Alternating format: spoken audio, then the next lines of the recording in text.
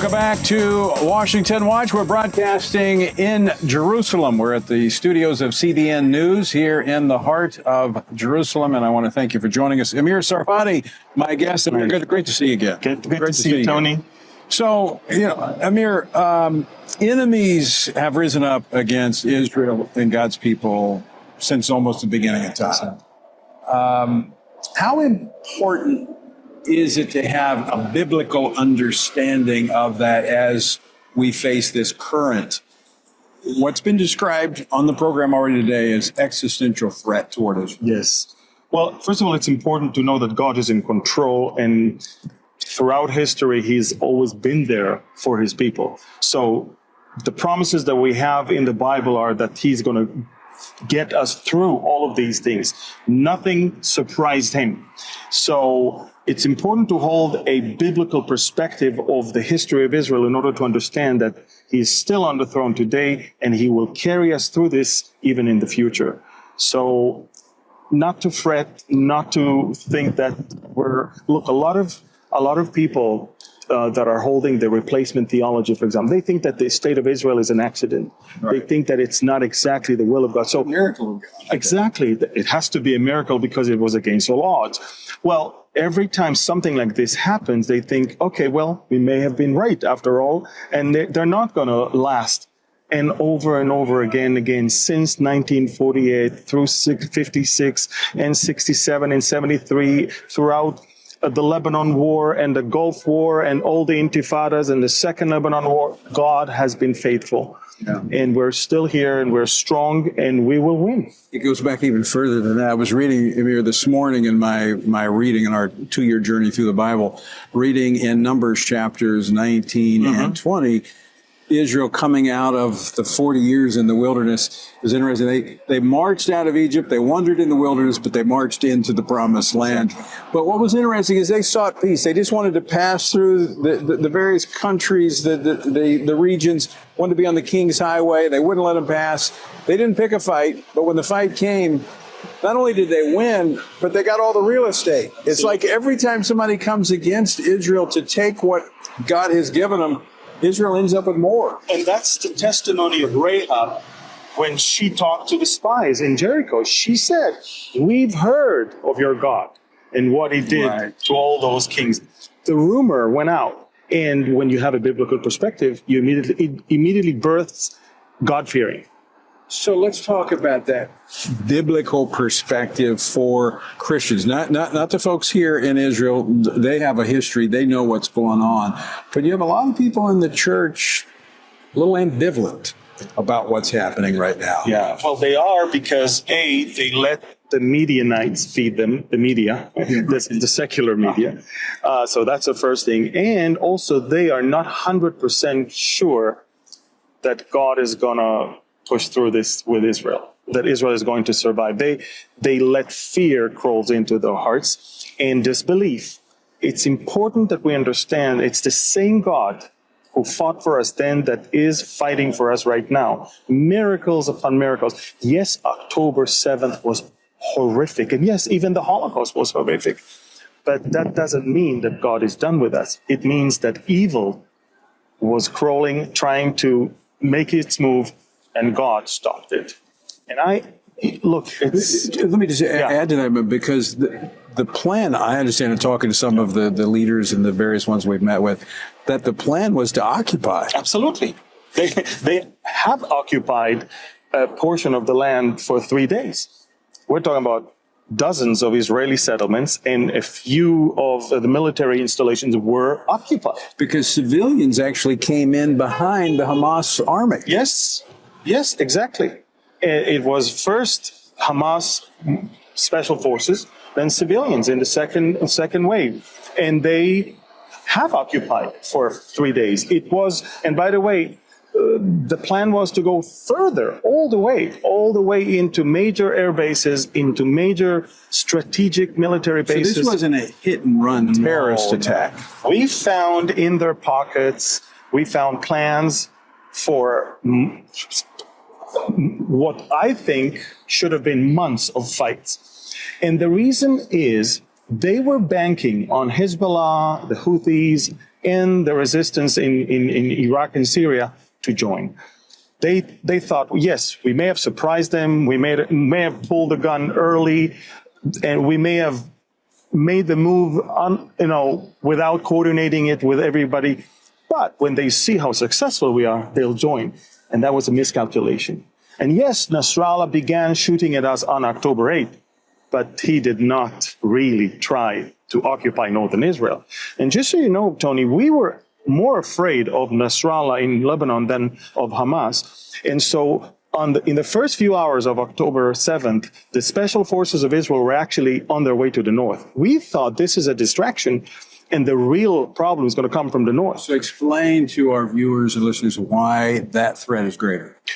Look, Hezbollah, if Gaza is the largest the largest terror base in the world, Hezbollah is the strongest terrorist organization on planet Earth right now.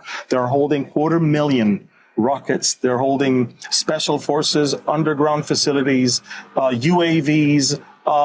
They can shoot from surface to air, from surface to surface, and they can shoot from coast to sea. They have the latest technology, the latest weapons. They are the testing ground of the Iranian Revolutionary Guard for whatever new that is coming out.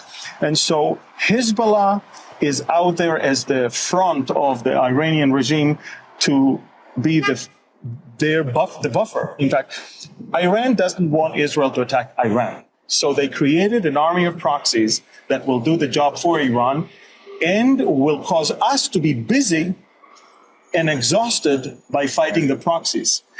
And we were absolutely convinced on October 7th, that morning, that the worst is actually coming from the north. And Hamas was also surprised that nothing came from the north. And that was a miracle. Tony, it was a miracle. If Israel would have been attacked simultaneously from the east, from the south, from the north, and from the southwest, I'm not sure we would have this conversation right now. I was talking to a retired general who's now in the government in another agency, and he said, we failed on October the 7th. And so I pressed him on that. He said it several times. I said, all right, you mentioned you failed. Explain. Was it over-reliance on technology? What was it? He said, yes, it was over-reliance on technology, but it was also arrogance. It was arrogance, exactly. I'm glad he said that. We underestimated them and we overestimated ourselves. And it was arrogance. And not only that, I think the military in Israel was captured in a conception that Hamas is deterred, that we're strong, and the worst is that in the last 6 months before October 7th, the military was more engaged in the political upheaval than taking care of what the military is there for. You are listening and watching Washington Watch. We're in Jerusalem. Amir Tsarfati, my guest. Amir, I want to thank you for coming down. You live actually in the northern part of Israel. You drove down to be with us today. Let's talk about what's happening up north. Just this week, a number of rocket attacks, very short period of time. What's going on? Over the past 1 week, more Israeli strikes in Lebanon than the last 4 months combined. We're at 4,500 strikes in Lebanon, whereas the first 4 months were less than 1,500. That means that Israel decided that we can no longer allow this situation where, for no apparent reason, we're being attacked from the north, and over 82,000 Israelis are not at home. They're gone. Israel's always had this agenda that if you want to fight me, fine, let's do it in your territory.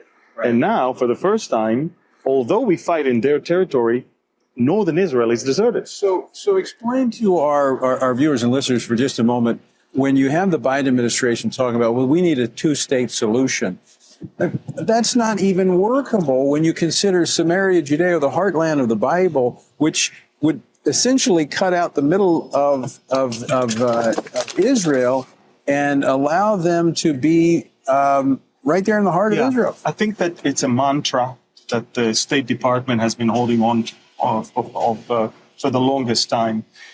Tony, if it was up to the State Department, Israel would have not been acknowledged as a state in 1940. Well, that's true. Yeah. So let's put it this way.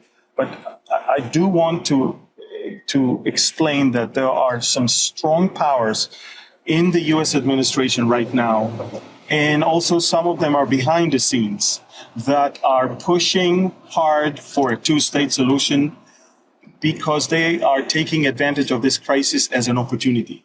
They think that right now everybody wants to put an end to this war, so the best thing is, boom, two states. By the way, Hamas doesn't want it. The Palestinians don't want a Jewish state next to them. They can tell you that. And Israel doesn't want it, especially now. Wasn't Gaza, wasn't that what a two-state solution looks like? Exactly. And you know, look, everywhere the Palestinians are saying the same thing. They're saying, Israel is Palestine. We don't want another Palestine. Our emblem is the state of the map of Israel. We teach our children that that's our country. This is our country. So we're not for us to agree and sign on a paper that says that this piece of land is not ours. It's not going to happen. Right. It's never going to happen. So before you fix a solution, why don't you ask the two parties what they think about it? That's actually kind of arrogance on America's part. It is, but I don't think it's all of the America. I think that this administration is a puppet administration. The very big, powerful elements are behind the scenes working their way to bring about a forced solution to a problem that will never be solved politically. Yeah. Never. Yeah. Right. You know, I think we can have a managed peace in this region. It's going to be temporal, but I mean, at its heart, there's not a political solution. There's not a military solution. There is. I mean, I'm sorry to say, but there were a lot of Israelis who were known as peaceniks. They believed in peace. They demanded peace. They sang for peace. They voted for peace.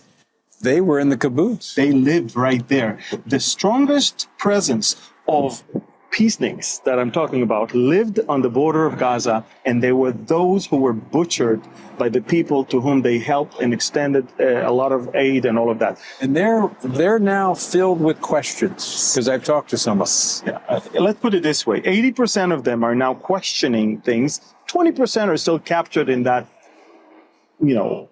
political view of, it's our problem, it's our mistake, they're innocent, blah, blah, blah. But look, I've always said to be a leftist is not just a political view, it's a mental state.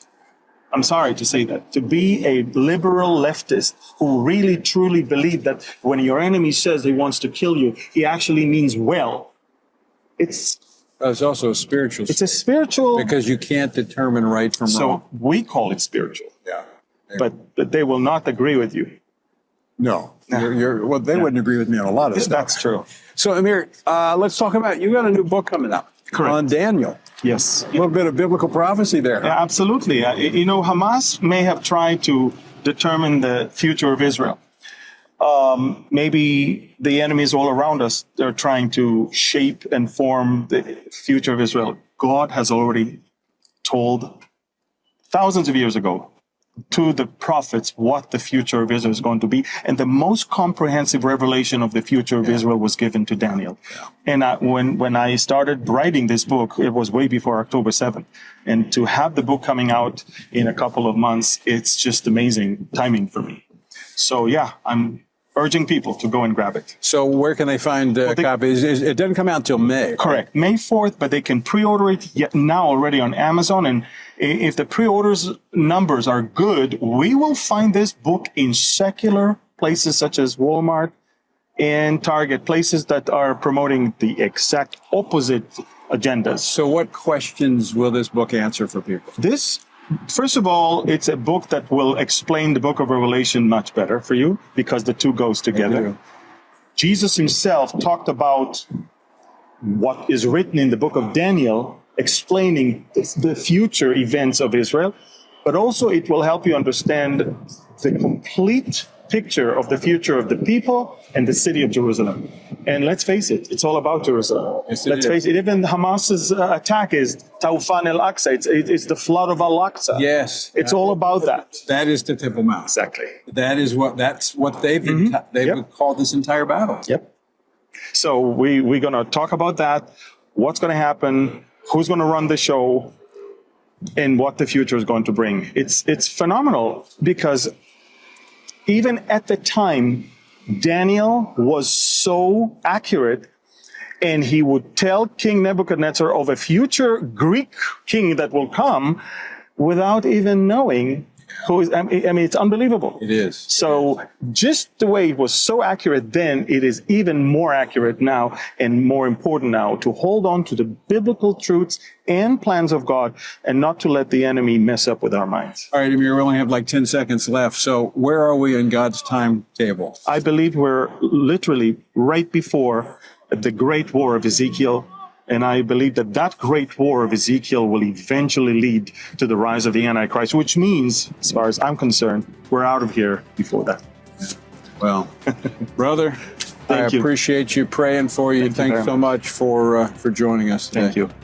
Amir Tsarfati, check out the new book on Daniel. You have a website as well. We'll have that at the website. All right, folks, we're out of time for today. From Jerusalem, I'm Tony Perkins. You know what to do when you've prayed, when you've prepared, and when you've taken your stand. By all means, keep standing.